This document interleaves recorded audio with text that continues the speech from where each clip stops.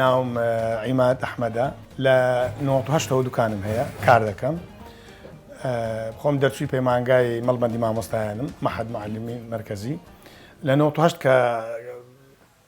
محد متواكرت بيمانجا متواكرت يكسر دكانك بخوم كردوا باغراوند ديك مان همو بيشتر يعني لداك مو إيرس بماما بوا بلا من ذاك من ديت بك خياتي بك ودور مامك بلا ما تشينيتش لما ليبو او ما تشيني ويكر كاما حزو ارزو لا ما ندرس بي وخوش براستي هستي شي هنريم هي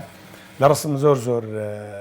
يعني هنري بوم يعني حتى وينك من دكشيشا حتى ما مستعا كان لو عمره قد باورنا ذكر كامن او كار يعني ينخومه حتى لبيش ندرس لكن او باورنا او كار هنري كبيشتر حزو ارزوم تيداهبو استاك هذا كم لا برك دورين دي دوزمو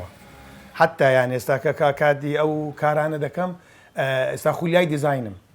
خوي مكاري من درمان بوا او انا بلام لبري او كاره هنري كبيشتر حزم وارزوم تيداهبو استاك هذا كم ديزاين دي بين مو لكاري دورين دي بين زور خوشات وگر اهر دوج كار بزاني وشار زايد لي زور خوش اويستي شي زياتر درز دبي و كاتي كا هاوسر جيريش ممكن براستي لكاتي كار كردنو اوانم كدم كردو خوم لبروي خلق زور ديت لامان خوم هستم كد بيراناغا بلام حزو ارزوي خيزانه كشم براستي زور بيده قلتم بزم البدايات او نبو يعني قلتم لواني سركوتو نبي بلام حزو ارزوي خوشي ويكد كهزكم كرد يعني بيوز دكا لقل من هستم كد هاتنا وكاركا وزور لمن بعشقتلو بخوشويستر هاتنا وكاركا استخوي لنا او كارا ديتوا ولا قرمن او كاتيك اواني كدين لامان او مشترياني كدين لامان براستي كاتي كدين هيا لو ارزوي حزيلي ايما بهالبجيري وهاشنا بخوي ارزوي خوي هي بلا ما وكو شهر زايمان تسندين صالنا او كارا لا يخومان زارد مقيده يعني داخراوه زور يعني باش هم صالح خبره ماني كاري ديزاين دكين السركاري ديزاين هم كارني جوانانا مان هي خلق كديدي يعني خلق زور نبني لبرنكا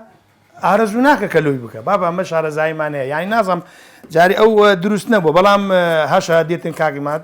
قماشه كي بولد بجيرين وديزاين كيلو دكم ورسم كيلو دكم وين كم كامل وهم تفاصيل كان هم ناورك شكي بدياري دكم اواني كزياتر لميج كار لقلاي مد عندنا لايما او انا زياتر براسي او دكن وهاشا بحكمي بناو بانجي سالانك كار دكن ودزان كار كان مان ديارو خلق بواسك يكج كديت لايما عين النفسي تقريبا سيقه درس كردن زور جرينجا لاي مشتري لا كاريك خاصه كاريما هنريش زياتر وكاري دورين وزياتر دياره وخلق زياتر يعني بيوي دياره كسيقه درس بو براستي كارك اسانتر دبي خوشتر دبي ولو مش ان شاء الله يعني جيشنا او مرحله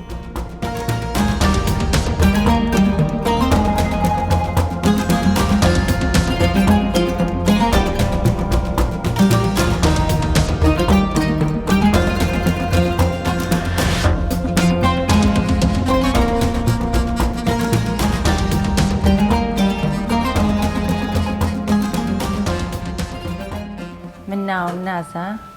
خيزاني عماد خيات او حف صالة من لقر هاوسركم بيكو كاردكين من كسرتا دستم بيكرد بهوي اوي بك هاوسركم ايشي دكردو ايشكين بي يعني شكاني بيخوش بو حزم كرد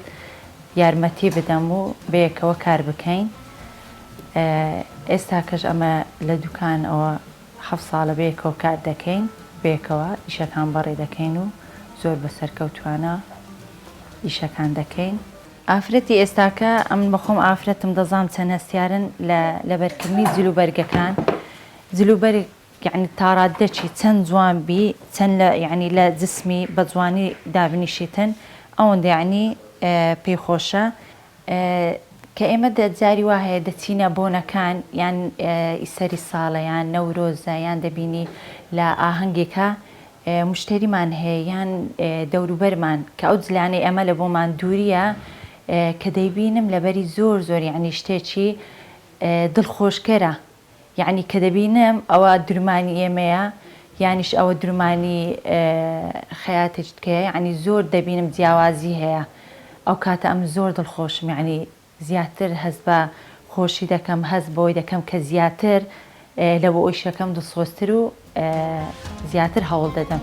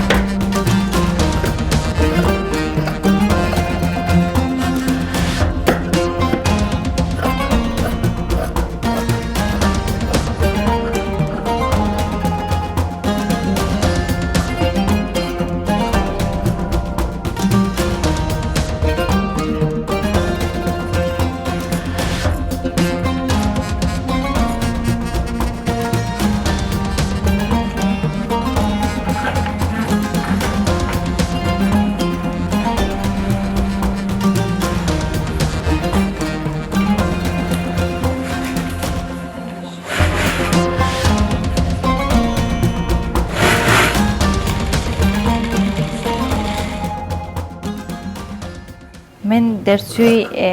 پەیمانگەم بەشی ئیدارە. ئەگەر ئێستادا مەزرابام من لە بەشی ئیدارەی بووم، بەڵام ئێستا من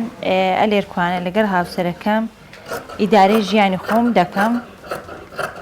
ئافرەت دەتوانی لە هەموو بوارێکدا کار بکاتن، یان هەرچ بزنسێک شتێکی بوێتن دەتوانێت بیکاتن. هیچ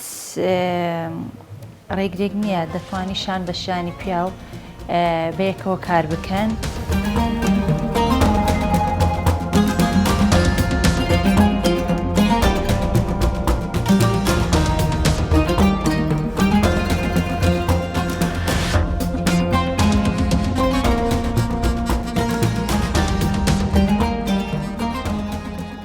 کاری ئێمە و هەموو کارێک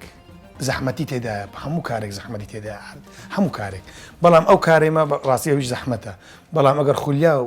ئیشق هەبوو لە کارەکەت، ئێستا خۆمان قەچی زۆرمان لەو کارە هەیە. هەر لە بیدایەتەوە کە دەستم پێکردیە خۆم لە ناودیتیتەوە و دۆزیتەوە. بۆیە کە کار دەکەین بە خۆشەویستی کارەکان لە لامان ئاسان دەبێت. خاستن کاری ئێمە کە بەیەکەوە کار دەکەین لەگەڵ خێزان و خادەما دەکەشم هەموو لە کارەکە بەشدارین. ئەو خۆشەویستی و خولیایە بەڕاستی دەبێتە هۆی بەردەوام بوون و ئەو کارە و ئەو ئیشێکی ئێستامە دەکەن ئەوە کار و پیشە و ئیشی مەیە.